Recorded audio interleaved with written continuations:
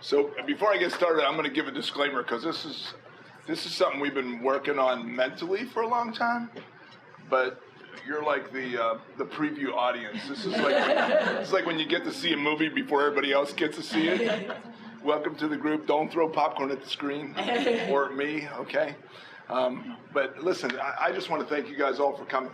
I was talking to David and I were talking beforehand, and you know, when certain things seem really important and you want to do a good job, you know, there's this nervousness of, okay, what are we going to do? Because what we're going to do tonight and some things we're taking them on as both a family, as Kathy and I, a family, extended family, as friends, as a company, and then everybody that's associated with us, because there's some opportunity and some things.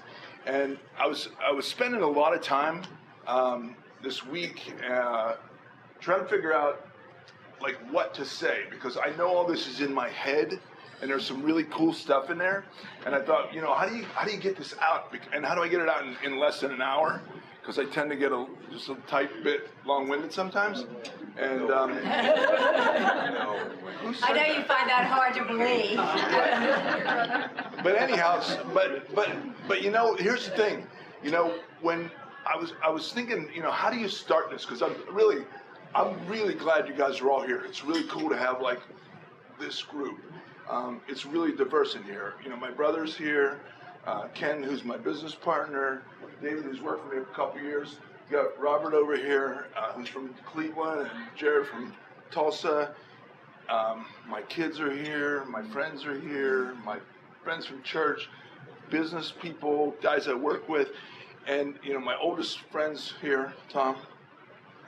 Pay attention. Okay?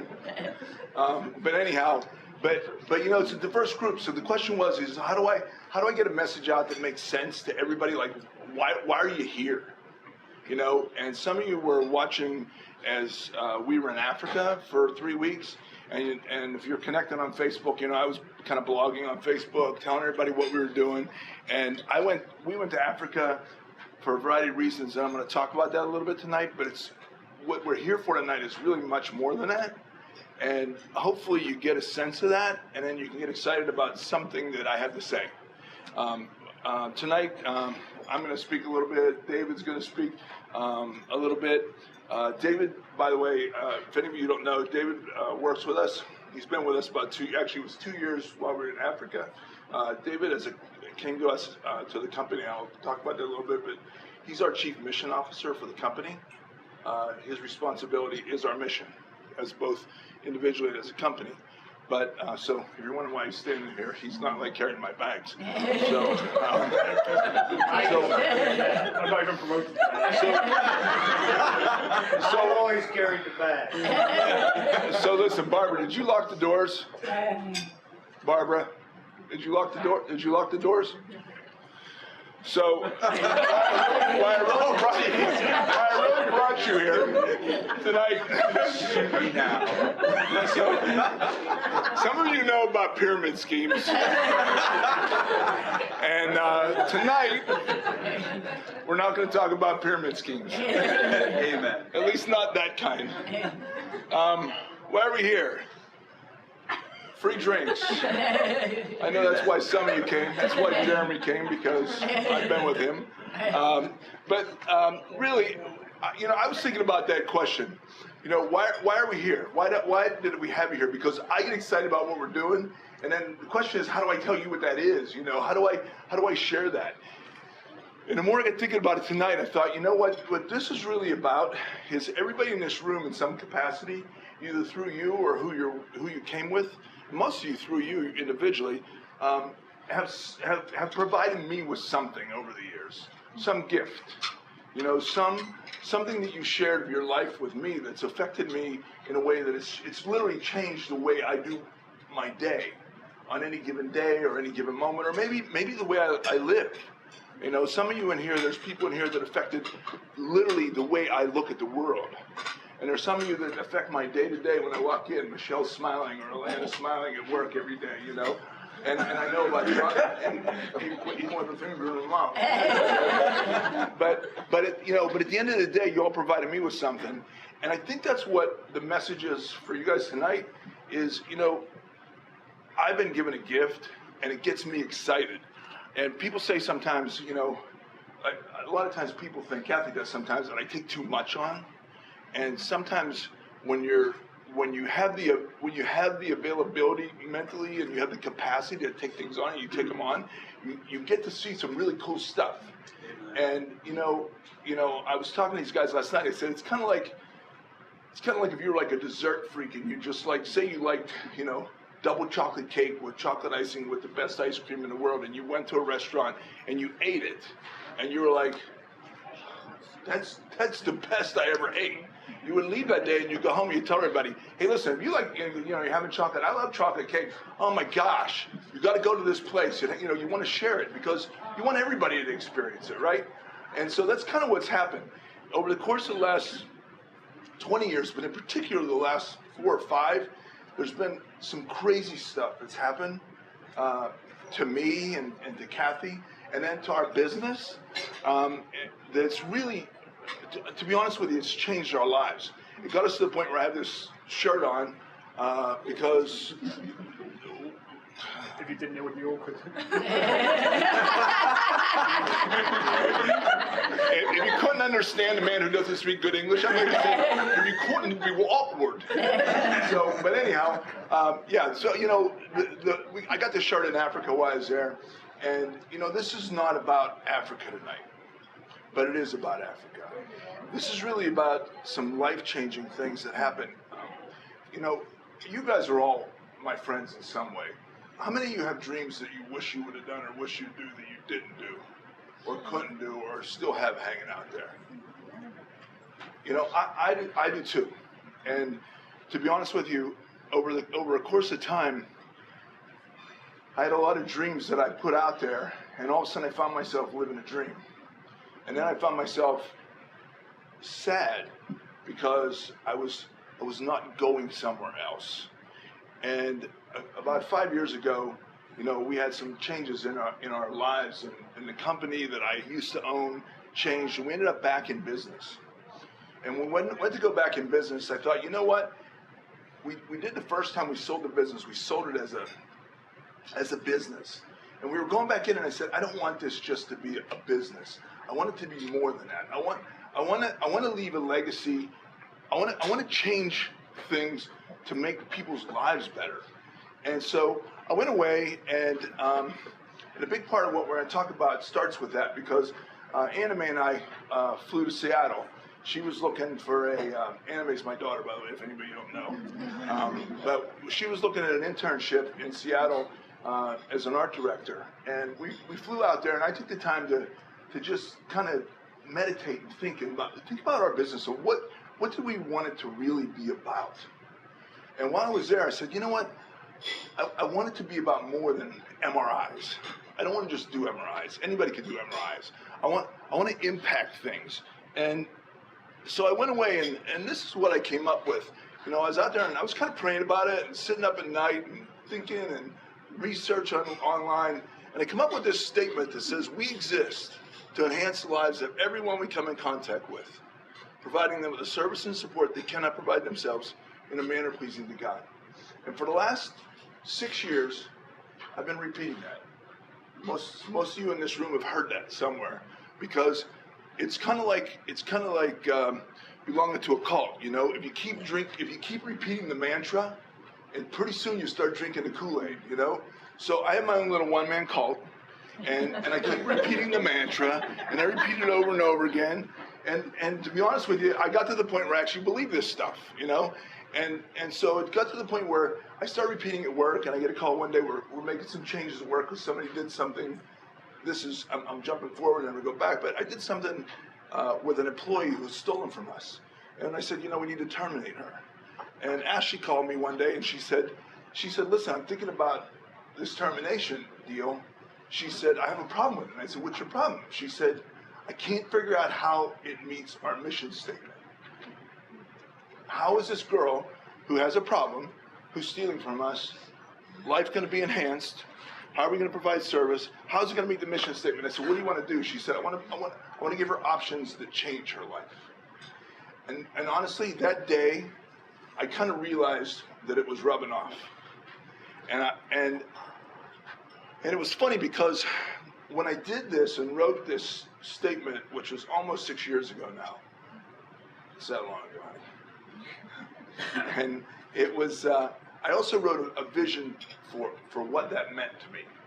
And I wrote in there what I kind of, in my mind, you know, everybody who knows me well knows that I say crazy things sometimes. I hear God speak to me and all kind of stuff. And sometimes that doesn't make any sense. And to me, it makes a lot of sense. It never used to. It does today. And there's a reality to that. And it doesn't really matter if anybody believes me or knows that, but there's a reality that's changed my life in that. And that's not what I'm here for, is to change anybody's way in religion. That you can believe what you want or that. That's okay. What I'm here to offer you is something that I know is this movement has pushed us in a direction because of what we've seen. In that vision statement, I wrote that I thought that I wanted to give back, and I put a number in there, and it was a pretty big number as a company, to give back to charities, to people that were in need, that were far worse off than we were. Because I've been to places like that. And I put in there that I thought we should have a person in the company who was responsible for that. Well, as things will have it, you know, fast forward 3 years, I'm sitting with a friend, and he says, hey, I want you to meet my friend. And he said, yeah, you need to meet him. I'm like, I don't have time right now. And he says, no, you got to meet him. I just meet him for a coffee. And he brings David in for coffee, and I'm like, that's nice. This guy can't speak English. You want me to meet him? You know? David speaks in some Queen's proper English. He speaks some Queen's English, but anyhow. So I meet David, and David's looking for work, and he had a sign that said, we'll work for food and all that stuff. But anyhow, I meet David, and I left that day, and I thought, you know, why is this, I don't even know why I'm talking to this guy. And I went home that day, and I realized that we needed somebody. Ken and I have been talking about somebody to do development with. And I called him back the next day, and I said, listen, I need somebody to help me with projects. And he told me what he did. And David's background had been for 10 years. He lived in Tanzania. He's lived in a variety of places all over the world. And he worked with people who were in need. He worked in kind of a mission field, if you will. And he had an experience in gifting that I didn't have. And so I thought, well, this could be a good match, because I just need somebody I don't even know what we're doing, but I need somebody to kind of help me understand that piece, you know, because I thought if we're going to give, it's kind of like when if you're going to do marketing, you should hire a marketing person. If you're going to do giving, hire somebody that's done that before. So I hired David, and David's been trying to chase around understanding how the salon business works, and he does a great job with resale on clothing lines, and he does something at the house. I'm not sure. He brings them to the house and he models them or something. That's right. Many of my friends are very grateful. So anyhow, but David does a lot of things, and at the end of the day, what came out of this was, over time, I said to David, I said, you know what? I want to give something back. I want our company to be more. And I said, I want to live that for who I am, not just for like a moment, you know? And I come up with all these crazy concepts, and I repeat them all the time, and I drive everybody crazy with the stories. But the concept, the whole thing was, you know, my goal was to live a life that was desegregated. I think everybody tends to segregate life, and we put it in a box. We go to the work box, and then at 5 o'clock we check out of the work box, and we go to the home box. And then a wife or a husband comes home, and we go to the husband-wife box. And then we have to put the kids to bed, and we're in the kid box. And then we go out to the bar on Saturday night, and we're in the bar box. And then we go to church on Sunday morning feeling like crap from the bar on Saturday night. We're in the church feeling bad on Sunday morning box. And, you know, there's this routine, literally, that people go through in life, and everybody has their own. But it's segregated. And I said, you know, I personally don't want to be that segregated person. I want to live my life so that everything I do counts. And it's the same every day, whether I'm at work or whether I'm at home. And I've been trying that. And I think, if you tell, what's funny is you all said you had some dreams you'd like to be fulfilled. I totally believe this. I believe that if you put a dream out there and you start talking about it, you have a really good shot of it happening. And, what I want to tell you guys is for me personally, I'm telling you this story because in my heart, I really wanted to do more. Anybody, we were talking about this as guys, guys grow up and, they're fighting and they want to save somebody and they want to be in charge and, and they play war and, whatever it is you play, but you want to win and you want to save somebody and you want to get the girl and all that stuff. That's like innate. And the girls have their thing that they want to do. And you have all this stuff that needs to fit. And then life comes. And it kind of gets in the way of all that stuff. And, we started talking about this a long time ago. And, Ken's been with me as a partner now since 2006.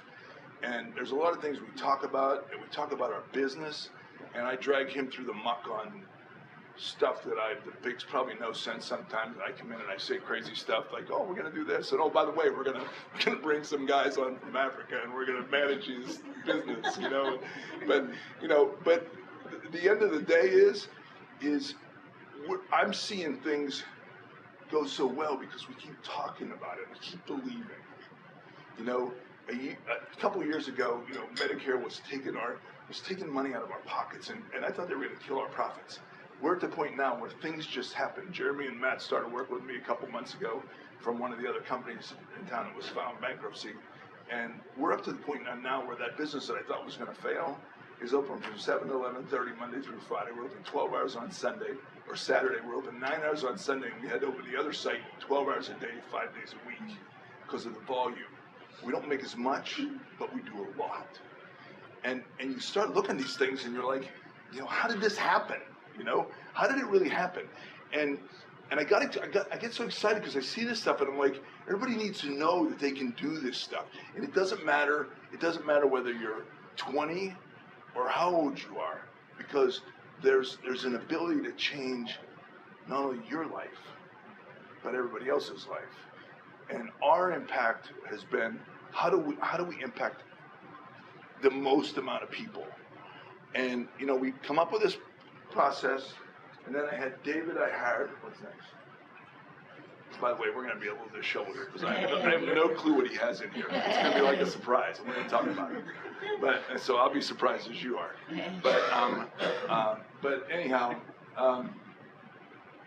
but we came up with this whole concept and I said, David, how do we give back? And so, you give back. A lot of people think you got to give because you got to get money to things. But you have time and you have talent. People say, I don't have time. If you would follow certain people around for a day, you'd say, how do they make time to get all that done? Follow a single mom for a day. I challenge you to do that. And watch what they get done in a day. Working, kids, all the deliveries, all the pickup, all that stuff. They're like amazing people, And so there's always more time if you regulate your time and decide you're going to get it done. And when you decide you want that, it can happen. So we're doing these things and we're trying to figure out.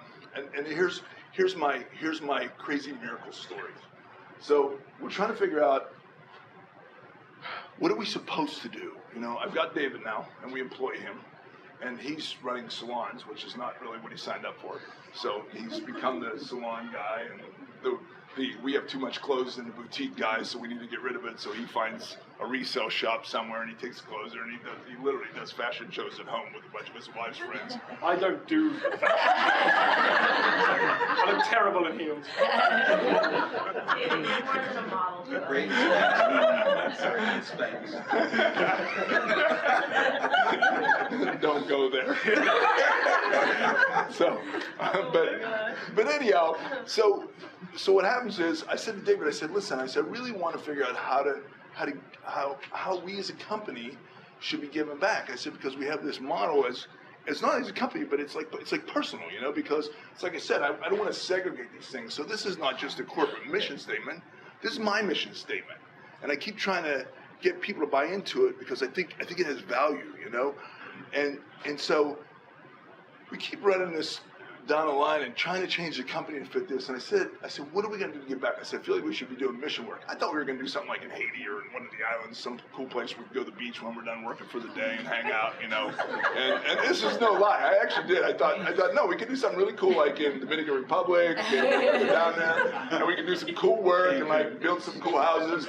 And then at the end of the day, we go back to a nice hotel. We can sit at the beach in like a resort, take a little catamaran out for a cruise in the night, you know. And I got this shirt. But over time, what happened was, he said to me, listen, he said, I feel like after being in this work for a long time, he said, I feel like we should be doing something we're good at. And what we're good at is managing, marketing, doing business, training. That's what we're good at. And so he had this concept, and you know, we can talk a little about it. So I did 10 years of work in a missions organization called Youth with a Mission. And my role for the last few years was disaster response. So we dealt with getting people out of pretty terrible situations, getting people repatriated who got injured, and murder. We dealt with that quite a lot. And there's only so much of that you can do before it gets pretty wearing. And I was getting frustrated. I was like, we're just patching problems. We're dealing with them after people have cut themselves, kind of thing. We're not stopping them, not stopping the pain. And through that, I had conversation with several friends. We got involved in kind of a movement called Business as Mission, and it's business guys all over the world, and guys and gals, just guys generic there, who do business very strategically to help solve social problems. And just some of the people that are doing it. China's a big place for it. I met a 74-year-old lady in Cambodia, and she only employed mine victims because they're marginalized there. And the transformation that she's brought, she's now involved in government to reform a lot of their law there, just because she's so willing to work with the marginalized people. And so when we started talking about it, it would kind of frustrate me because giving money is a good thing sometimes. You've got to do it in certain situations with aid. If there's famine, if there's war, money really helps. But after that, it becomes a crutch for a society, a nation, and more than that. But what everyone has is skills that we have. We have giftings, we have skills, and Dan's particularly being business. And that's what people need. Business can transform nations. I had a Swedish guy talk on a course that I did. And he held up a newspaper from Kiev in the Ukraine, and he'd circled probably 15 or 16 jobs that you could apply for. And he said, if a woman applies for any of these jobs, she'll be trafficked. And that's one newspaper, one city. And the reason people apply for those jobs, they have to go and do jobs in Dubai. They're in Dubai, and Abu Dhabi is a big place for it. It's because there's nothing at home. And so business is a big. If you create employment, people don't have to do these high-risk jobs. So when we started talking about it, for me, the value that Dan really brings to the table, and the company, all the employees, we have that skill set here. We have skill. We've done business. We know how to do it, and we can work with that. So that's how that all came about. So we come up with this concept. So what I said, well, what do we do though? What does this mean? You know, so over time, you keep, you know, I've been telling this story lately. When we were in Africa, I went to Africa, and I'm going to bounce a little bit, and I'm going to show you some pictures of what we saw there. But when I went to Africa, I said to Carol, who we work with, we worked with this lady who was put into our life. That's the story.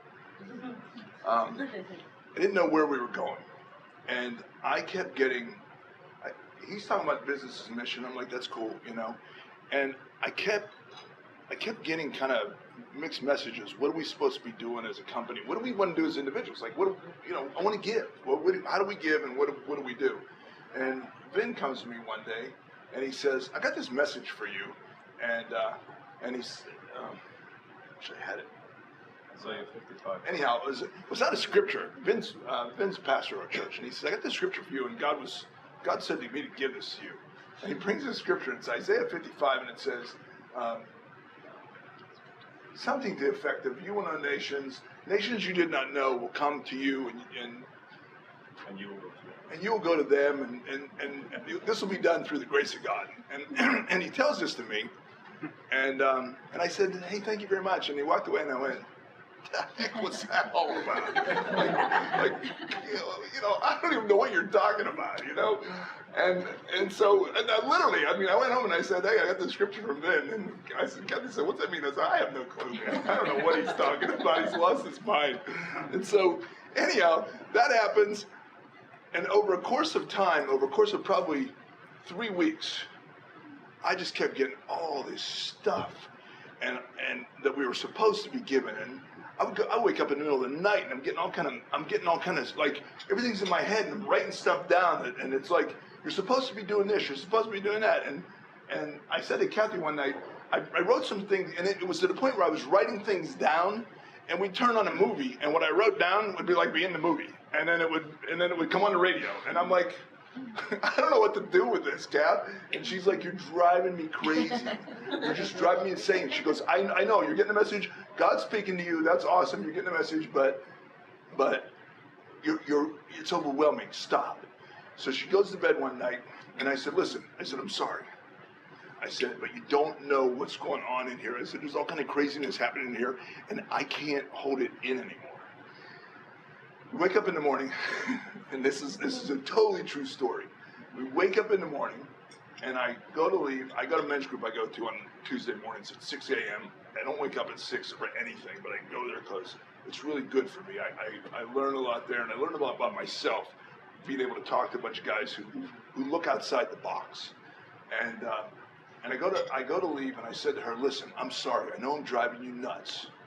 I said, but you don't know what's going on in my head. I said, I'm writing this stuff down. I'm seeing it like on signs and billboards and movies, and I write some more stuff, and I get it in the middle of the night, and I said, it's all this crazy stuff happening. And I said, but listen, she said, I know. I said, Kath, I said, not to be over the top here. I said, but I'm at the point where, and I'm kind of making stuff up here, like to just be smart, kind of, but I said, listen, I said, I'm at the point where if I go to work today and I walk down Sarasota and a couple of African dudes come up and say to me, hey, listen, I got tickets for you and you're supposed to go to Africa. I said, Kath, I'm coming home with 2 tickets. She goes, yeah, I know. I leave there. This is no lie. I leave there, I go to the men's group. I walk in the men's group. I walk into Bob Evans on State Route 70, and there are 3 African guys sitting at the table where I'm going to the meeting. And I go like this. And now I'm on my phone, you will not believe what I see. Get your passport ready.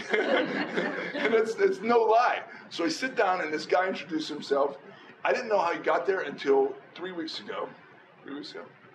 And I found out that Jessica had met him in Kenya. I thought he came through some church, that he was staying with some people off of 70 at one of the churches there somewhere. That's where he said he was staying. I had no clue you even brought him. But anyhow, so this guy's there and he talks. And over time some things happen. But what hit me is what he said, because he was talking about, in missions. Oh, see, one more story. Before this, Kathy and I were building a house. And the house got bigger because my mom's been sick and I needed to move my mom into a guest suite. So we're supposed to be downsizing. Next thing you know, we're building a house, and it's the same size as our other house. And she's like, have you lost your mind? We're building a house, it's the same size as we said we were downsizing to. And I said, Kath, I don't know what to say, but, it's a mother-in-law suite. She wakes up another morning and she says, I had the weirdest dream. I said, what's the dream? She said, I had a dream we're supposed to be respite for missionaries. And if you know Kathy, it's not like her vocabulary. That's like, she would say, I'd be a place where people could come and hang out, but she wouldn't say respite for missionaries, And I'm like, really? And she goes, no, it was vivid. We're supposed to be respite for missionaries. This was a week before that. That's what happened. I walk into the men's group. It was a men's group morning. It's like that Tuesday morning thing. It's unconnected. And I walk in there, and there's a bunch of guys there, and we were talking about, it's a Christian men's group, and we're talking about how God can get overwhelming sometimes, and I'm like, yeah, I know how that feels right now. And one of the guys says, yeah, he said, I read an article this week, it said that people who are in full-time mission work, that's the biggest thing they need is respite. And I'm like, you gotta be kidding me. Like it's like a half hour later, and she says respite for missionaries. I go there, and this guy says, yeah, missionaries need respite. I'm like, where does that come from, right? So all these things are coming together. And this guy looks at me, though, this week, this African guy. He's a guy who's 41 years old. He lives in Kenya. He was orphaned at an early age, walked the streets. When he was in, I think his teenage years, he was adopted by by some parents that were Christian, are they missionaries? And they adopted him. And he made a deal and said, listen, if I get to the point where I get married, I'm going to pay this back because this changed his life. He ended up adopting a child and then another one. And now he has, I think, 215 kids he takes care of. Because over in those countries over there, like in Uganda, what is it, 3%? 3% of the population, or 3% of the kids are orphans. 3% of the population. 3% of the population are orphans. So there's like this massive need. It's nothing like here. It's crazy. So anyhow, but what he said, I'm listening to his story, and somebody asked him, and somebody said, well, what can we do? Like, can we come over there as a group? You have groups that come over. And honestly, what he did next stuck with me. He sat there and he looked at the table, and he looked around the table like this, and he stopped, and he went like this. One man. One man can make a difference. And I listened to him, and I thought about it, and I thought, how much difference have I made in the people that I've touched in my life? And you all know, you touch people, who do you whose lives have you changed, One person changes everything. And I thought, you know what? If I'm direct about this, and I sit and think about what I want to do, how much can I change if I dream big? And I had this mission thing, and now we're going to Africa, and I have no clue where we're going. And honestly, and when I tell you this, and there's too many stories to tell, I'm going to cut it real short, but over the next 4 months, Uganda came up 40 times? 30, 40 times. Like, how many times has Uganda come up with any of you in the last 6 months? Exactly. 30, 40 times in a 4-month period. We go to Starbucks. I meet a guy. Listen, there's a guy talking about business's mission in Uganda. I tell him I'm probably supposed to talk to you. I give him my card. We meet with him on a Monday. I leave the meeting with him. I get in the car. I drive out to the road. I wait for the cars to pass. I get behind the car. Back of the car, Uganda, in the back window of the car in Sarasota. We go there from meeting to another meeting to Uganda. It's like no matter where we went, it's like it was like coming at us like crazy. So a couple weeks later, Carol from Favor of God Ministries in Africa shows up in our men's group again. It's like this is like a connectivity there. She shows up, she starts talking about a bunch of things and tells us what she does. And long and short of it, she really touched my heart. And I thought, this is it. This is what we got to be doing. And I didn't know what it meant. And she started telling stories. And I just want to show you, we ended up, long and short of this is, we ended up in Africa. Some of you, some of you seen the stuff I was blogging when I was over there. It was a lot of cool stuff. And to be honest with you, the reason we brought you here tonight is because what happened over there was life-changing. And I tell you the story of how we get there as a prelude to what happened there, because realistically, when I ask you what you think you can do, we came here tonight because as a company, we've agreed, Ken and I have talked about it, David, Kathy and I have talked, and we said, you know what, when I show you pictures and show you some things that we saw, this is not a sad thing. This is a huge opportunity. And I want to tell you, there's things that we're doing here as a company, we do as a company, because people say, well, what about the local people or like this? When you get there and people have no water, they have no electricity, none. And 70% of the population is unemployed. 50% of the population of the country of Uganda is under the age of 15. So half the people are 15 years old or younger. 70% unemployment, so where are they going to go? And I want to tell you something. We went there, and these people are just, they welcomed us. Honestly, I thought we were like diplomats. They were like, I think they were confused. They were like, oh, it's the president of the United States. He's here, And I'm like, no, that's not us. We're just like here to hang out, see what's going on. And we ended up getting invited into a lot of things over there. But at the end of the day, some things that David and I had talked about, and that's why this kind of comes together, because this question is okay, what does that mean for me? If you leave here with nothing else tonight, I'm going to show you some pictures of what we saw. We're going to talk a little bit about that particular group, Favor. They're a Christian ministry. Sometimes that word, I actually invited for this meeting for Thursday, and somebody saw my invite and said, I choose not to come, because I used the word God in there. And I said, you're missing the point. It's not about me changing your religion. That's not what this is. If you never do what we do, that's cool, But you should want more out of your life than what you're doing. And my point to you is, people look sometimes and say, well, that's cool, you're doing this, you're doing that, you got things going. The only reason those things happen is because I do a lot of this. It's the truth. I talk about it. I get a vision for something, and I say, man, I would like to do that. And instead of just saying, man, it'd be really nice if I could do that, I go like this, how are we going to do that? And so there's a couple parts to tonight. One is we're going to talk a little bit about this mission and what we're going to do as a company. But two, we're going to start offering some things for the company where if you have things and dreams that you want to do, you're my friends.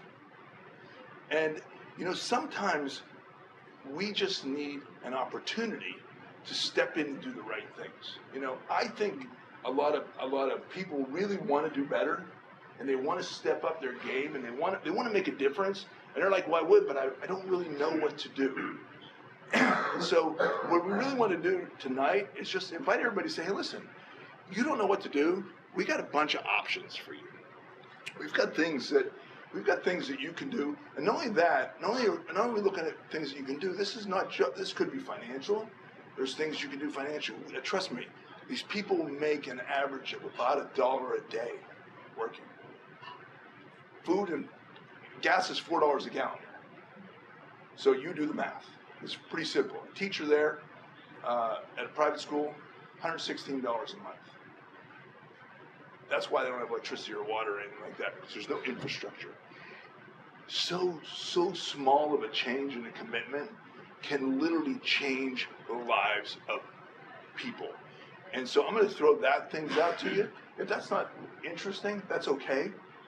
But if you do nothing more than you leave tonight with the idea that you can be better than you are today, because that's what I want to be. I'm not here to tell you, hey, I'm better than I am. I'm saying every day I'm trying to figure out how can I do this better. And I think in life, when we were in Africa, we talked a lot about identity. We talked about how when you have an identity and you say you're something, then you can live up to that. If I say I'm a pro tennis player, not likely, but if I said that, I have to live up to that fact. I have to go practice, I have to do the things I do. If I say I'm a doctor, I got to act like a doctor, If I say I'm a pastor, I got to act like I can't go to a strip club. It doesn't work. There's a mismatch, And I think what happens is if you identify yourself as something, you can become that. We recently changed the name of our business with the intention of this, because having a vision for what we could do as a give back and projects, not only for people in Africa, but for everybody in this room. Because the goal is, listen, if we have something to share, we should be willing to share that with whoever's in need. And the way you get that shared is to be in community. And so we ended up changed the name of the company. Our company, which was, our manager company was Hawkeye and Leasing for the last 7 years. And we made a conscious decision to change the name of the company to something that had an identity. And now we're 320 Enterprises. 320 Enterprises comes from a scripture verse in Revelation that says, I stand at the door and knock. If anyone hears my voice and opens the door, I'll come in and dine with them and them with me.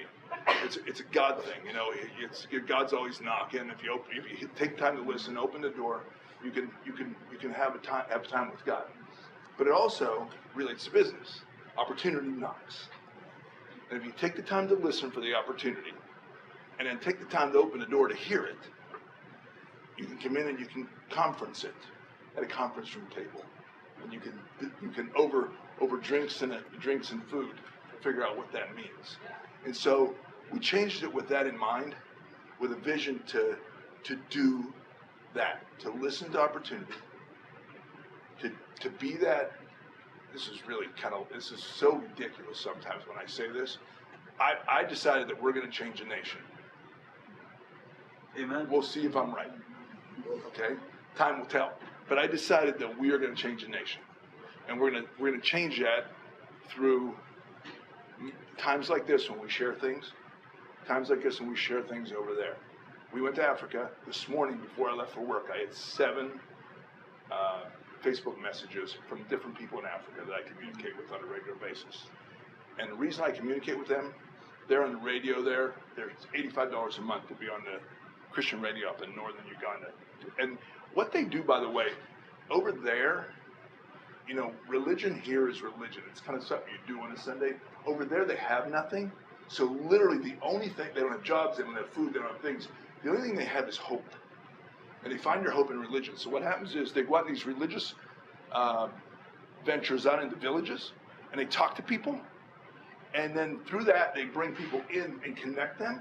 And through that connectivity, they can find out what their needs are. Do they have malaria? Their kids are dying because they need an antibiotic. Literally, they need antibiotics. All they need is a simple antibiotic, but the kids die because they don't get it.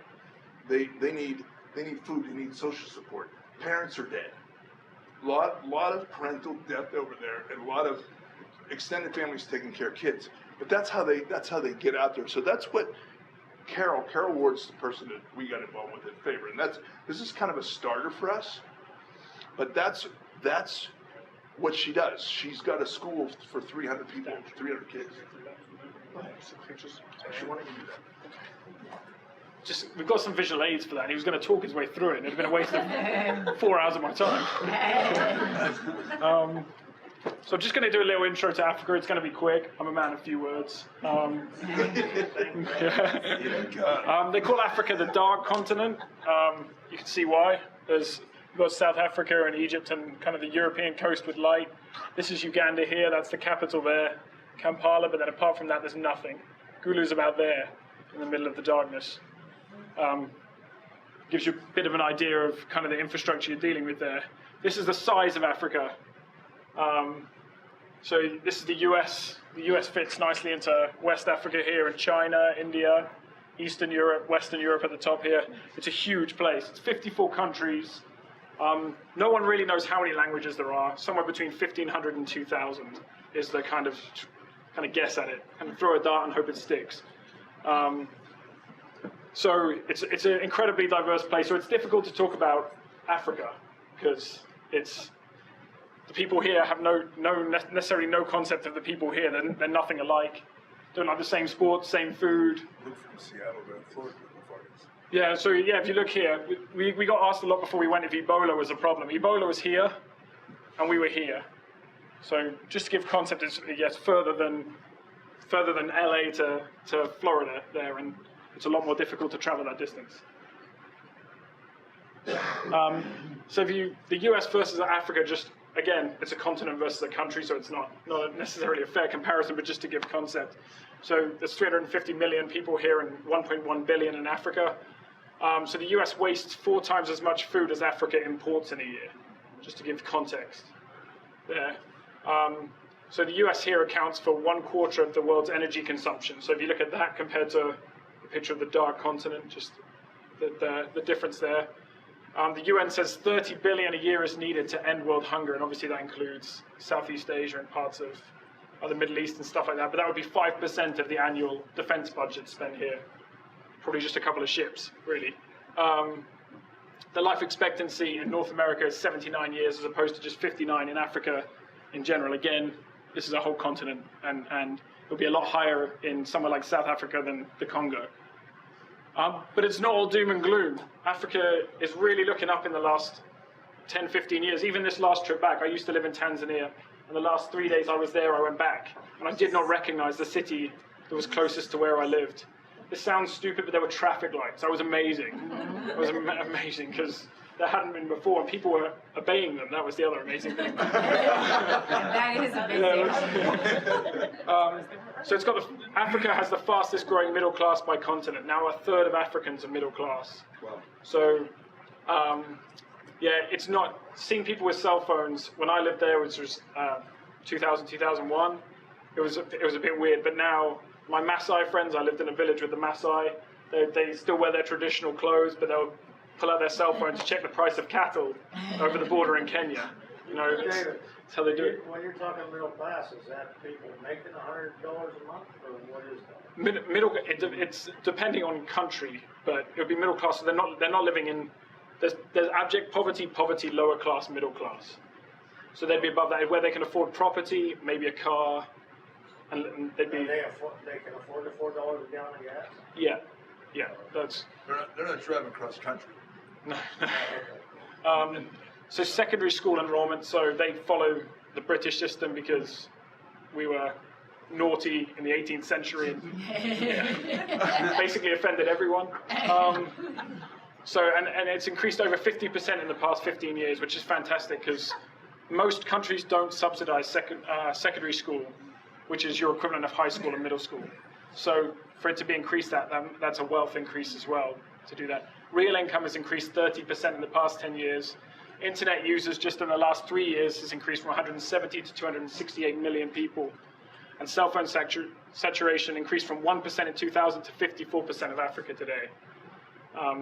So as you can see, it's fast changing. It's not all disease and remote and stuff like that. It's actually, you'd be shocked if you went, honestly.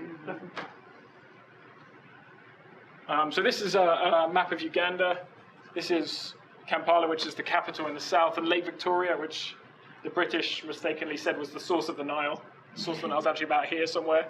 And the Nile runs all the way through Uganda. It's been a source of life for that part of Africa for thousands of years. And if you've ever traveled to Egypt and seen the stuff there, the Nile is what keeps Egypt alive as well. And Gulu is here in the very north. It's considered the capital of northern Uganda. So it's home to about 38 million people. 49% of the population are 15 or under. It's just a little bigger than Minnesota, so it's not a particularly big place, but it takes a lot longer to drive through it than Minnesota. It's home to Lake Victoria and the Nile, and it's famous for its gorillas in the Western Mountain. That's one of the ways they're trying to get income in, getting tourists coming in to see the gorillas, because it's not got so much of the big animals like Kenya or Tanzania. So just some of the economics of there. 2.5% of the population is involved in coffee production. So it's a massive thing. It's mostly small scale, just families growing it at home. So if you look at the average wage, it's basically doubled since 2005. So really positive growth, but still 37% live on less than $1.25 a day. Milk's $1.62 a gallon, so it costs you more than a day's wage to get a gallon. Gas is $4 a gallon. School costs average $650 a year. Just to put it into context, if you buy a Coke, it's equivalent of 50 cents. And the Ugandan GDP is 24 billion, which is a quarter of what we spend on, what the US spends on cigarettes. So here's development. 52% of Uganda own a cell phone, and only 1% own landlines. They've kind of leapfrogged that technology. They don't need to put copper everywhere for that. Primary school attendance is up to 89%. The latest figures were from 2005, so that's what you could get. And in the last 5 years, infant mortality is down 10%. People who are AIDS infected is down 7%, and the life expectancy has increased 6 years. And a lot of that is due to the war ending there. The Lord's Resistance Army, which is called the LRA, which has been in Uganda for operated in Uganda for about 25 years, and it was run by Joseph Kony. It was made famous here in the US through Invisible Children. They did a thing on it. They use child soldiers to fight because they're easy to replace. That's their angle on it. And there's an estimate 66,000 abductions from Uganda alone since the start of the war. During the war, people lived in overcrowded conditions. They lumped them all into camps to try and keep them safe. But you're in camps where you can't get food and you can't get water and there's no toilets, and it's quite horrific. So you're kind of trading off one thing for another. Do you live in a horrific lifestyle or live in constant fear? Do you want to come and share the story with Susan? Okay, well, now you meet me, most of you. No, I was quite miserable before this whole thing occurred. Um, Dan was excited. David was excited. I was not excited. I was scared. I was terrified. Africa is probably the last place I really wanted to go. And I mean, if all of you know me, when I don't want to do something, I don't want to do it. So I want to back up a little bit before I go into this so that I can explain how Susan entered my life. David was phenomenal there. Dan was phenomenal. Honestly, I was so proud of both of them, and I can honestly say that. They both, they preached in churches, they spoke on a radio, they talked in schools, and they had so much to say that was so important. But what I kind of went there with, I don't really want to be here. And they had all this signed up, and if I backtrack a little bit, this is 2 days before we're ready to leave for Africa. And I am like, I'm miserable. We're building this house, we're doing this, we're too busy, business is, business, we need to be home to take care of the business, we need to be here to take care of the house. And I come out to the house, and I had a list of errands this much that I had to get ready. As Jan always knows, before you leave, you gotta, get everything done. So I'm a task-oriented person, so I want to check off the list. So I go back over to the house to make sure that everything's going okay and I'm going to be happy with this house. In the meantime, and I'm really going back up now, but I just want to back up to where so everybody understands where we're at. So anyhow, I'm over at the house, and an EMT truck comes up, and my new next-door neighbor has had a stroke about 1.5 years ago, and he hasn't been well. So I was really worried about him. When I seen the EMT guy, I thought, this is not good. So in the midst of trying to worry about my house, I run over to him, and I say to his wife, Anita, is everything okay? And she goes, oh, yeah, everything's just fine. And I'm like, but there's an EMT guy out there, and your husband happens to be going in the back of the house on a stretcher. Oh, he's just fine. They come get him all the time. Don't worry about it. Don't get all upset about it. And I'm like, okay. I won't get upset about it. And I'm like ready to leave. And she said to me, out of the blue, are you okay? And I'm like, I'm fine. And she says, Kathy, are you sure? And I said, Anita, who used to be a missionary, by the way, her and her husband for many years. So it's a coincidence that I go there right before this. And I said, Anita, my husband wants to leave for Africa. It's already planned. We're leaving in 2 days. I'm nervous, I'm scared, I'm terrified. This is the last place on earth I want to go, and we're leaving in 2 days. I go on, and to be honest, I don't even know what else I said, because I started babbling. And she says to me, can I pray for you? And I'm like, okay, if that's all we got left, go ahead and do that, but I'm a wreck. So she goes, and she starts to pray for me. And I'm like, thank you, Anita, thank you. Okay, I got a million things on my list. I got to get going, okay? Clarence is fine, I'm fine. So I leave, and I kid you not, 2 hours, because I looked at my watch, from the time I left Anita. I was completely calm. I was excited to go to Africa. I wasn't nervous anymore. And I can tell you the truth, I did not have a change of heart or a change of mind. It was not my doing, okay? I bring this up and tell you this story because I realize how much this must mean to whether we call it God, whether we call it something, but how much this must be important to get done. I go back to here as David's talking about these child soldiers. One of the first people I meet in Africa is a young girl who's 27 years old, the same age as 2 of my precious daughters. This woman has, I don't mean to get upset, it's just I can't even hardly talk about it. But this woman has gone through so much that none of us can even imagine. She was taken as a child. She was told this is what he used the children for. He would have the children kill people. If they did not kill people, he would shoot them instantly or do horrendous things. They found bodies in pieces. This girl's name was Susan. We met Susan, I guess it was in the morning. I think the first time was in the morning. And she sat down to tell us her story. And her story is she was taken captive as a young girl. And she was made to go in his army. And she was made to do things that none of us can even imagine. I was just going to say. And then they killed her parents in front of her. So now she sees her children, her parents dead. They have to walk for hours, like days, not hours, days, okay? They make these children walk. She has a little brother. After they kill the parents, they go walking away. Her little brother's there. Her little brother begins to fall and to trip and not be able to make the trip. And they will have nothing to do with this. So they're ready to kill him. And, Susan's begging them, don't kill my brother, don't kill my brother, okay? So they want to teach him a lesson. So they literally chop off another man's head and make him carry that for days. This is a young child. I'm sorry, it's just so hard to even talk about.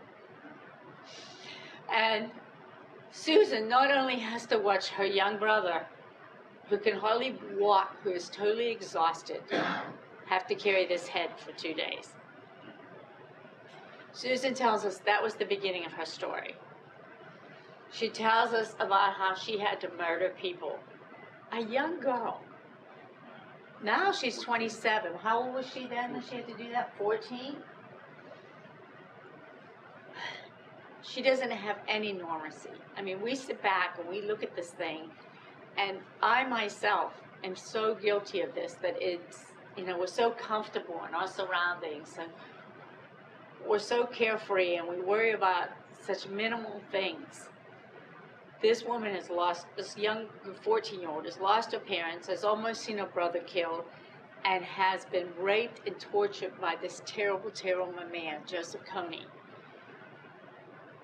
She's telling us this story, and she's talking as if she can't start over. She's almost done. She doesn't know where she's going to go. She's only 27. Her life, as most of my friends and a lot of us here know, 27 is nothing. It's a drop in the bucket. So she's saying, she didn't have any father, she didn't have anybody, and she doesn't even know how she's going to start again. And she's almost ready to give up. And it's funny, because I'm not going to go into it, but a lot of you know my story, that I didn't really have a father and someone to teach me. Now, I don't compare my life to Susan's life. Don't think I'm trying to do that. Susan's was 100 times worse. But something connected us at the point when Susan said about no father and her father being killed and not being able to start over because no one was there. And I looked at her and I said, Susan, I said, you know what? My dad wasn't there either. And I was alone. I said, but with God, you can start over. I said, and there is somebody that's going to be with you the entire way. And she looked at me, and tears were running down all of our faces by this time. We're all crying. And I'm just like, we can start over. And I want you to start over. And I won't go into the whole conversation, because we went on and we went on.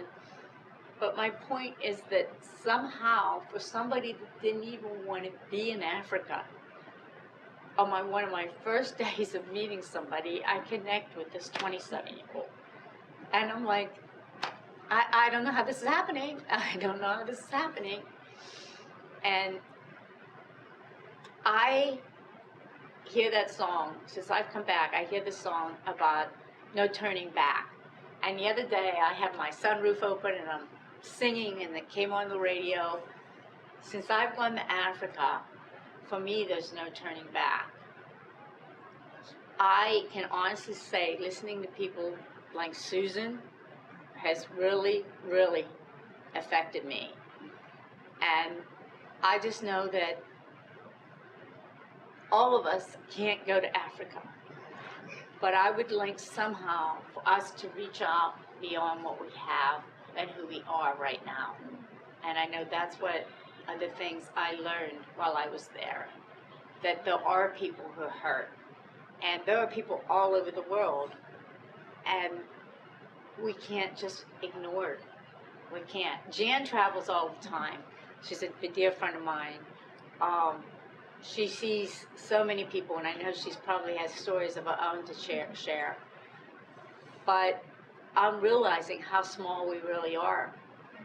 And Vin has been, he has really been a saving grace in all of this, because he's been teaching me for the last year that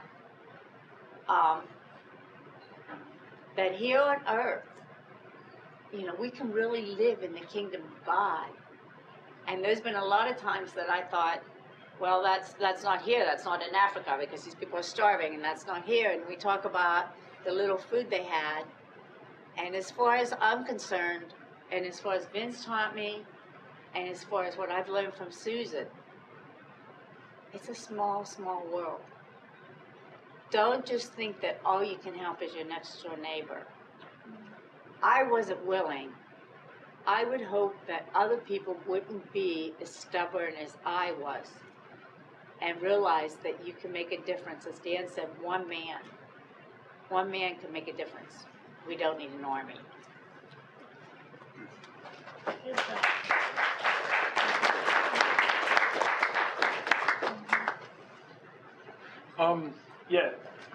I just want to say Kathy did amazing there. Me and my wife, this is my wife here, Lani. We've taken several teams out to Africa, and there's a little game they have, like how long till the white person cries. That's kind of what they say.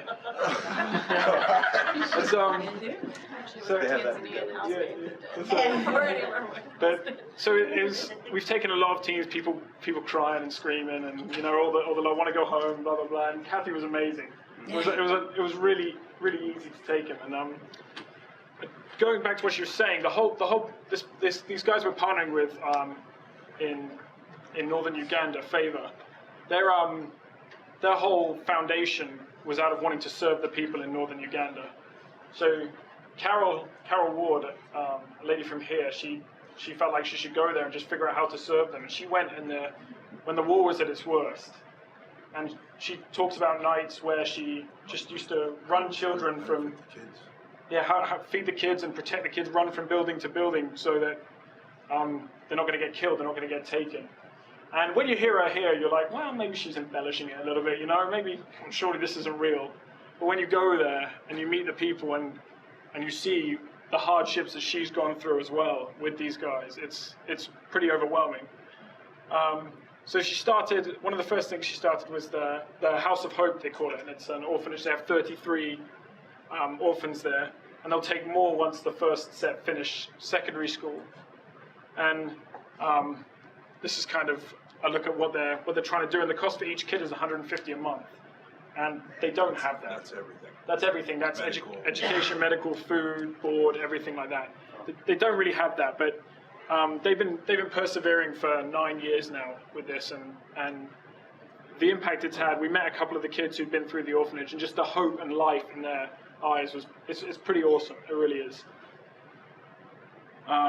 So they also run a primary school, because running an orphanage isn't enough. You need to do other things as well, apparently.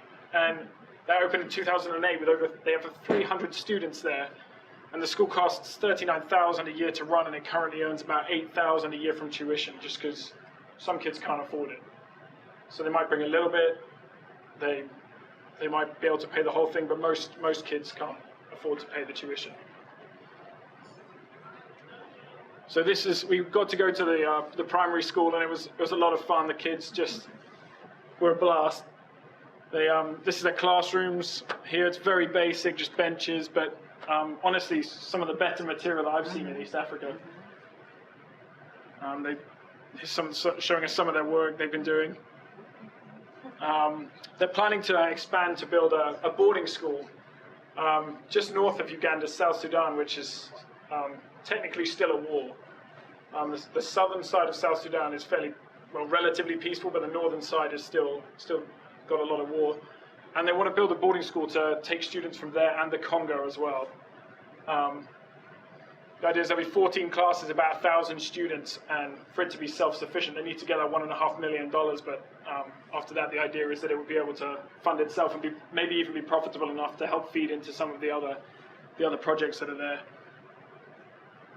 They have Radio Favor 93.3. It went on air just a year ago, and it's a Christian radio station. It provides teaching, healthcare, music, and news. A lot of people don't have possessions really, but they might have a cell phone and they might have a radio. And I don't know if you remember the cell phones you get FM radio through. You guys remember those? 2000, 2002? No? Just me? Okay, awesome. It's only in England. Yeah, apparently. Maybe you guys will get them in a couple of years. So I'll bring some back for you. They currently have really high costs at the radio station because of rented equipment, and what they're doing is really important because a lot of things like AIDS, obviously, with education you can stop the spread of it. And to be able to have a way to get out to these people is really, really key. And you're not going to do it through TV, you're not going to do it through a newspaper, you can't even do it through school because not everyone goes to school. But radio, you can have a massive influence by doing it with that. And their plan is to eventually become self-sufficient by selling advertisements for the local and national businesses. And this is kind of what they're looking at for the future, to bring more schooling options to South Sudan, also a radio to South Sudan as well. To help empower people by investing in their businesses and the development plans, and to finish building the orphanage so they can take in more kids. So do you want to go to the picture? Yeah, so real quick, because I know I don't want to take up too much time, I want to kind of wrap up. Honestly, I started telling you guys, it's hard. It's kind of hard when you got something, it's in your heart and you see it, and you want to try telling somebody about a movie you just saw, it's amazing, and you want to tell them, and they look at you like you got three heads, right? That's kind of what this is like for me, and it's almost like I wish I could pack all my friends up and take you with me there, because it's amazing the opportunity there, because these people want to be better. They just need hope. Imagine if you needed a job and you walked into a new town, you didn't know anybody to talk to, you didn't know what you wanted to do, you didn't have a newspaper, you weren't connected, you didn't have electricity, and you didn't have a place to live, and you were like, okay, now what do I do? You need a hand up, and these people need a hand up. This conversation tonight is not just about this, but this is a big piece of it. I wanted to blow through real quick. I'm going to show you. This is some of the people we work with, just to give you an idea of what we went through there, because it's kind of mind blowing over there. This is a road. This is roads. That's like a main road. That's a main road. That's a main road right there. If you go over the edge here, you're in a hole. And this is not like a road. This is all the roads. We drove for 5 hours from the airport up to Gulu. This is people trying to make money. This is how they make money. They pick their bananas. They go, every time a bus comes in, they try to sell for $1 or 50 cents. This you see all over the place because the roads are so bad, there's just cars laying everywhere. That's the Nile River coming in there. So there is water, there is life there. These are my friends. Wait, here's my better friend. No, that's my younger brother. Wait, no, you'll see him. He's coming. There he is. Bafia family photo. There you Looking are. to my eyes. I was feeding him bananas, by the way. So this is what you see all over there. Everybody walks because they have no cars. So they're walking on the road, and the cars that are there are driving. This is how they get their water supply. And this is not just one person. This is typical. This is the city of Gulu, but you see the roads? You see what's there? Just dust and dirt. That's what you see. This was from the hotel. This is like Main Street in Gulu. This is Walmart. This is David teaching at the college. This is where they teach, under the mango tree, because it's shade. Oh, can I interrupt just 1 second with that? You can try. College? Because you guys did such a good job. I just wanted to say, Dan and David, they spoke to the college kids. They were doing such a great job. And afterwards, we had time to socialize with every one of them. And, you know, it's funny because what I wanted to say, too, before, and I had forgotten, that before this whole Africa thing started, I thought, well, what good am I going to do? I'm not a doctor. I'm not a nurse. I'm not a teacher. I don't know what I am. I'm a Graham. Right? I'm a Graham to Carter, and I'm a Graham to Bennett. And that's what I enjoy doing. So I'm like, what am I going to do over here? And this is so funny because afterwards, and I don't even have a degree from a university. So what am I doing here? I have no reason to even be here. Well, they spoke there. And afterwards, the only thing I can do is socialize and talk a little bit, no matter where I'm at. So I get in amongst the students, and I look, and I start talking. And this one student came up to me, and he said, "Thank you, guys, for coming here today." And I was like, okay, yeah, we're glad we're here. Because like I told you, I'm not totally into all of this. And then he brings tears to my eyes because he looks at me and he said, you know, he says, just yesterday, I was thinking about why am I doing this? Why am I struggling through school? I don't have the money, I don't have the time, and I can't even get a job when I get done. Just yesterday, I thought, I'm just going to quit this. This is just stupid. And today, you show up at my front door. And this young man looked at me and said, I'm not quitting. And I said, if that's the only reason we came to Africa today is so that you don't quit college, I want to see you finish because one man can make a difference. Yeah. Come on. Come on. So this is them all decked out and decorated to meet for church service. This is some of the teachers. I actually wanted to just see some of the people. This is this picture cracks me up because this is how they played soccer. Because they only have a certain amount of clothes. They came like that. We played soccer. They never took a thing off, man. They were like decked out for like this meeting because they were greeting us. They played soccer that way. I actually scored, by the way, and I don't even play soccer. This was them all taught. This was out in the field where they were. This guy was a general. Picked up at 10 years old. Was put into Coney's army and was a general there. And they took care of him and brought him back. And that's what favored us. They talked to these people, worked them through. After killing hundreds of people, he killed. And he cried and he said, I didn't want to do that. And I said, listen, you were a kid, man. Actually, he texted me this last night. He said, hey, Mr. Dan, how you doing? I just wanted to see how you're doing. I'm like, I'm doing good, Martin. How about you? You know, just school things, people we know, kids. Oh, this is that's the cafeteria at the school for real. That was it. This is the House of Hope where the orphans live. That's their water supply. That's where the new school's going to go if they get the money to build it.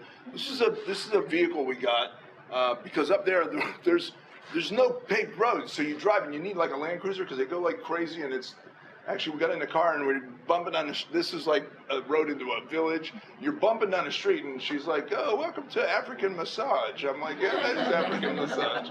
So, but you see the kids, they're great. You know, little kids.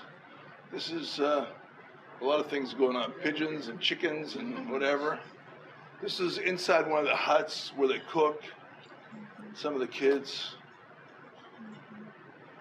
Bananas, cassava, this is what they eat to get food. You see, they all run on no shoes. You know, they walk for water with no shoes.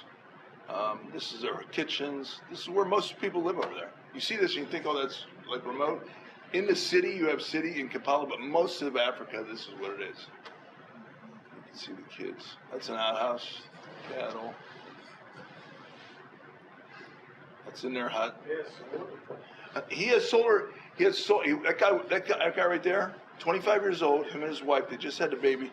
He has a solar panel. He worked and saved up and bought the solar panel, so he could charge his cell phone and have one light in his hut. So that solar panel. He was so proud. He said, "Man, I put this in myself. I wired it up, and he had a battery, a solar panel, one light in the middle of the hut, and he could charge his cell phone so he could communicate with the world." And they buy the cell phones they buy minutes as they get money, you know. But that's where they live. That's how they have school. Well, that's some of my friends. We were actually standing on top of a termite hill. They eat the ants. It's like a snack because it's food supplement. They don't have food. This is one of the. Kathy loved this. This is a toilet. They make bricks with these brick machines. It costs about $1,500, and they can make bricks, and they can work and pay for the bricks, and they can build buildings with it. They can also build places to store water and have fresh water instead of having to go for it, so they can collect rainwater. They do fish farming, coffee. This is Amco Gulu. This is fresh Gulu. This is on the road to South Sudan. This is what we rode on for 5 hours. I'm not kidding. It's insane. This was that was the border crossing going into South Sudan. That was like customs. This is scaffolding, and it's everywhere. And that was it. So anyhow, long and short of it is, I don't want this to sound crazy, but I think that we can. How do I stop this, David? But I think we can change things, you know. And what I want to do, and what we've been trying to do at work, and what I wanted to share with you guys is, one person can make a difference, and it doesn't have to just be here. I would encourage you, as a company, we're making a commitment.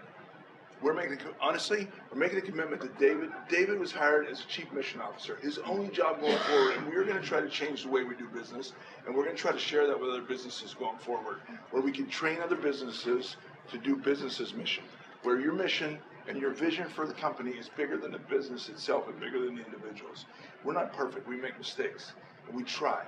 And people don't always like the decision we make. That's part of business, but our mission statement's always there. Our vision for the company is there, and our identity's always there.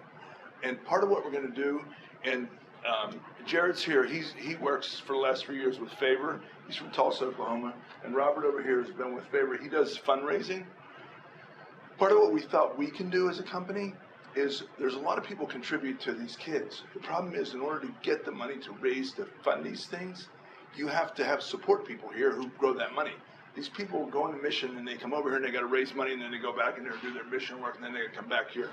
What we as a company are going to do is we're putting an arm together, and we've made a commitment to doing this and supporting this, where we will put an arm together, and we've absorbed these two guys into our company as of a week or two ago, and that's why they're here doing some training and how to integrate this.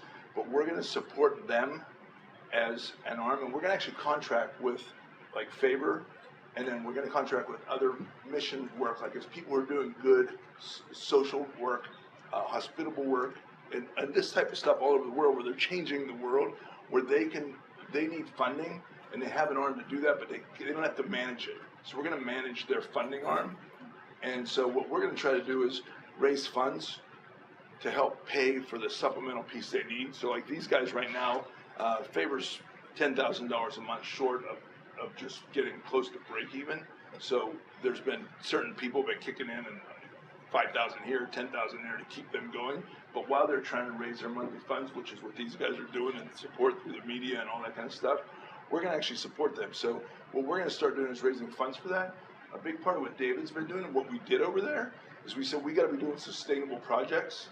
And we're going to do that here too, because if people have things that they can be doing here that would change their life and sustain them, we're going to take on those projects. David's role in the company is going to be to take those on. So if you hear of things that could be changing lives, whether you're in the company, whether you're friends, whatever, David's a contact person for that. He's going to take all that information, and David's job is to make sure we take that information and we try to do things that can change the world. And part of that is it has to be profitable, sustainable opportunities. So even like with these guys, you know, they may need support for now, but the goal is to get to the point where the funds they raise in the monthly support, they get paid for them completely. So that the money that we get contributed through our company ends up supporting projects.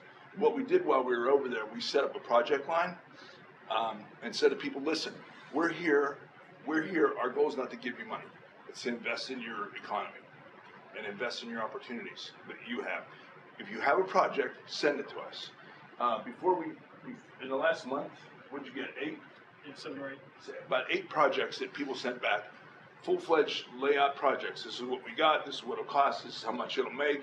Profitable things where it'll employ people, where if we got a $7,000 investment, you can start this project, or a $20,000 investment, you can start this project. But it has to be something we would see as profitable, and then we can monitor it. And the nice thing is, we have monitors over there, we have monitors here, so we can control that. And what we're doing as a company and as a group, we're going to invest only in things that we can control. So we can see the results, we can see where the money's going, we can make sure it's happening, and we can make sure it has sustainable options and can be profitable. And what we're trying to do too is, because it's hard to give when you feel like you don't have enough. So we've been doing that as a company and saying, David's role in our company is going to be to look and his job is going to be to do that in the company, and we're putting opportunities out there for Local, can we see the local? Yeah.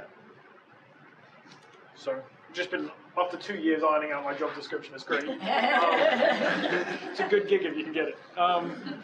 So my job's going to be split locally and internationally, and the local side of it, I'm going to go pretty quick. The local side of it is to help invest in the guys who work in the company. So whether that's through, we're starting a financial management course, we're going to be doing a Discover course with Vin, also some values training, leadership development, and different things like that. So internally, also as Dan said, to anyone locally here with projects that we can look at and see how we can make them sustainable, make them work. And then internationally, it's going to be working with partners like Favor, and getting them on board with us and helping make sure there's funding going that way, and going out and visiting these projects while also seeing sustainable projects planted in these areas. We want stuff that 100 years down the line people are going to write about, not stuff that in 2 years is going to die.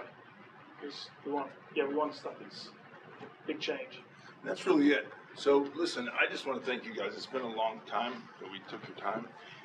It's hard to try to take all this that's bottled up and try to tell you what it is. This is like a starter for us. And I think that with putting the pieces in place and giving everybody opportunity, that if you want to make a change, if you want to make a difference, then what our job is going to be to do is find a way to make that happen, to make it so you can do that. He talked about a discovery thing. I get these crazy stuff when God speaks to me, and I know, most of my friends know, and they know I'm not insane, so they know there's got to be something to it. But part of that is because they take the time to go look for that. And I was laughing because I said the difference is sometimes you go through life and there's this little breadcrumb thing where there's breadcrumbs that you follow, and I always laugh because I say, what the difference is between me and everybody else is I see the breadcrumbs and I realize they're not a snack. They're taking me on a journey somewhere, and instead of eating them and looking and going, oh, there's another snack, I tend to look for the next one. And there's a system to that, and if you want to do more than that, we're going to start offering that through work. We're going to have a discovery opportunity for people at work and anybody else who wants to attend. We're going to start with a program that says, hey, listen, I just want to learn more about myself, starting from square one, where you don't have to feel like you're intimidated. And so we're going to do that. We're going to offer projects. We're going to offer emotional, financial packages for people that have financial issues at work. And our job is going to be to connect people. That's what we're going to be. We're going to be conduit. And then we're going to do training for other business owners who want to be doing the same thing in their job. So that's really a long-winded deal to everything that's going on. And it's kind of a start. If any of you, and I just leave you with this, if anything we said tonight makes any sense, or you want to just talk about it more, make sure before you go, I won't even ask you, just before you go back and make a note back there and say, call me at this number, or I want to know more about this, or this was really cool, or I want to know what's going on with this, or just call me, or call David, call Kathy, and we'll hook up, because that's what we're really going to do. We're going to try to be more. There's everybody can do what they do, but this is really about enhancing the lives of everyone we come in contact with, providing the service and support they can provide themselves in a manner pleasing to God. That's what we're going to do. So thank you for listening. If you have more questions, you're welcome to stick around, but thank you very much for coming out and allowing us to do this, and I really appreciate it. If you want more information on Favor, I will tell you, these guys are here all week with me. There's information on Favor back there. If you feel like you just don't know what you want to do, but you think you'd like the more information on Favor, or you can do something, you can connect. I can literally connect you with a person and say, okay, when you're supporting, this is what you're supporting. There's plenty of that opportunity. I mean, literally $100 a month doubles somebody's salary. $25 a month will pay for school. You know, $150 a month pays for a whole child. Literally a whole child. Everything they need. Food, water, school, medicine. There's opportunity there. And if none of that, and there's other things you want to do locally, there's things we're doing locally. There's a whole kind of opportunity. So that's the deal. Thank you, guys. Thanks a lot. Thank you. Thank